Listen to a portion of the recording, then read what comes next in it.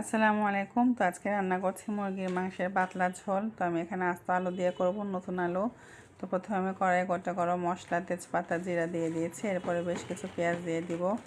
পেঁয়াজটা একটু বেশি দিতে হবে, যেহেতু পাতলা ঝোল করব। তো পেঁয়াজটা একটু বেশি দিলে ভালো হয় ঝোলটা। তো এই তো পেঁয়াজটা বাদামি হয়ে আসা পর্যন্ত অপেক্ষা করি।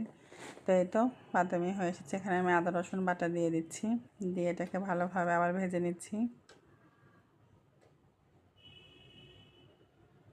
তো একটু ভাজা হয়ে গিয়েছে। এখানে আমি গুঁড়া মরিচ, গুঁড়া হলুদ আর লবণ দিয়ে দেব।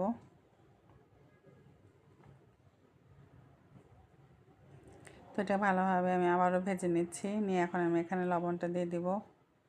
তো এখানে আমি একটু পানিও অ্যাড করব, মশলাটা একটু লেগে লেগে যাচ্ছিল। তো এই তো এখন আমি দিয়ে দেবো এখানে মাংসের মশলা। এখানে সব রকম গরম মশলা গুঁড়া করা ছিল, সাথে ছিল রাঁধুনি। আস্ত রাঁধুনিটা আমি গুঁড়া করে দিয়েছিলাম।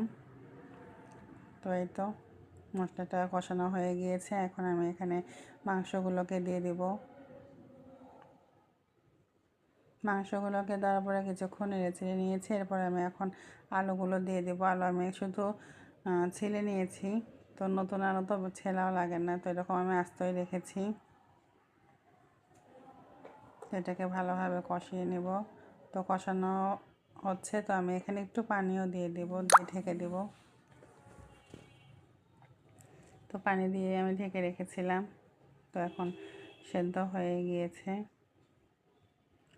তো আর একটু সেদ্ধ হওয়ার জন্য আমি রেখেছিলাম থেকে। তো এখন আমি অন্য চুলায় দিয়েছি আমি গরম পানি। তো সেই গরম পানিটা আমি এখানে দিয়ে দিব, এতে রান্নার টেস্টটা ভালো থাকে।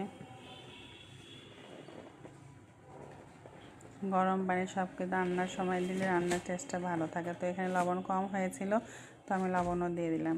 তো বেশি করে ঝোল দেওয়ার পরে এটাকে আমি ভালোভাবে জাল করে নিয়েছি।